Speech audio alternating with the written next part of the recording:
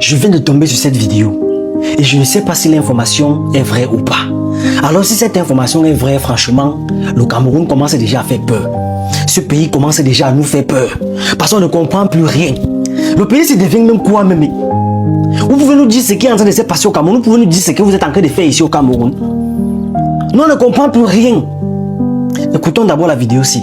La petite fille ici a été VOL devant et derrière et le propriétaire de l'établissement dit que la plainte ne va partir nulle part, ils ont le long bras. Pardon, partagez massivement la vidéo ici pour montrer aux gens là que quand les Camerounais sont fâchés, non, ils sont fâchés. On parle comme ça le 4e cas de viol dans l'école là. Et l'école se trouve ici au Dja, plus précisément Yaoundé. Et je suis sûr que le père qui a l'établissement a les enfants. Il dit qu'ils ont le long bras, ça ne va partir nulle part. On appelle l'école la gloire olympique, ici au Dja. Et l'établissement normalement doit fermer parce que c'est le 4e cas de viol. Donc c'est-à-dire que nos enfants ne sont plus en sécurité nulle part. Nos enfants ne sont plus en sécurité à la maison. Nos enfants ne sont plus en sécurité au quartier. Nos enfants ne sont plus en sécurité à l'école. Donc c'est-à-dire que même nos enfants ne vont plus fréquenter. Donc c'est-à-dire qu'on n'envoie plus nos enfants à l'école. Dites-nous ce qui est en train de se passer au Cameroun actuellement, c'est là. Les enfants qu'on a kidnappés à gauche. Les enfants qu'on est en train de veiller à droite. Dites-nous ce que vous êtes en train de faire de nos enfants. Dites-nous ce qui est en train de se passer au Cameroun actuellement, c'est là. Nous, on veut comprendre. Le ministre de l'éducation de base, le gouverneur de la région du centre, sous-préfet, autorité administrative et bien d'autres, ainsi que la famille de Joyce, c'est-à-dire sa maman, son papa, sont en ce moment en réunion au groupe scolaire bilingue La Gloire. Alors, la question que je veux me poser jusqu'ici, cette question tourne dans mon cerveau, ça me torpille le corps. Qui sont les promoteurs de cet établissement, s'il vous plaît? On veut vérifier quelque chose. Oui. À qui appartient cet établissement? Est-ce que cet établissement appartient à un membre du gouvernement, à un haut gradé? L'établissement appartient à qui? À un civil? À qui appartient cet établissement? Je m'adresse aux parents d'élèves, aux habitants de Yaoundé. Je sais que vous connaissez à qui appartient cet établissement. Écrivez en commentaire si vous connaissez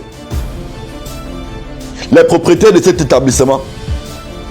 Ça va un peu m'aider à comprendre beaucoup de choses. À comprendre s'il y a eu des cas comme ça dans cet établissement qui ont été cachés. Ça va m'aider également à savoir s'il y aura même des solutions à la suite de ce qui est en train de se passer, même à la fin de cette réunion. Oui, je veux savoir qui sont les propriétaires de cet établissement, s'il vous plaît. Oui, on connaît. Bon, si ça appartient à un membre du gouvernement ou à un haut gradé, c'est qu'on s'attend à rien des réunions, à la fin des réunions et autres. Alors, dites-moi en commentaire, est-ce que vous connaissez les propriétaires de cet établissement? Maintenant, on va dire bravo au ministre de l'Éducation de base ainsi que le gouvernement, l'État du Cameroun, qui a compris les pleurs des populations. L'État du Cameroun qui a compris les cris des lanceurs d'alerte, des influenceurs et autres. Oui, parce que si ce travail n'avait pas été fait, il serait actuellement dans le bureau. Merci d'avoir respecté notre travail. Et merci de comprendre que nous devons travailler en étroite collaboration. Oui. Merci de respecter enfin ce métier d'influenceur, créateur de contenu, lanceur d'alerte et autres. Oui. Parce qu'ils sont, pour certains, la vitrine du peuple. Ceux par qui le peuple s'exprime.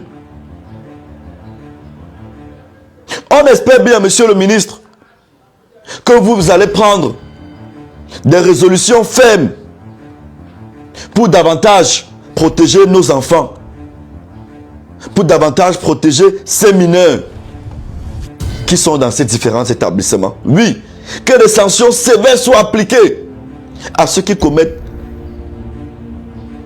ces actes macabres, ces actes indescriptibles. Oui, nous voulons que des sanctions fermes et sévères soient prises pour ce genre de situation. Merci encore d'avoir écouté nos cris et nos larmes. Oui.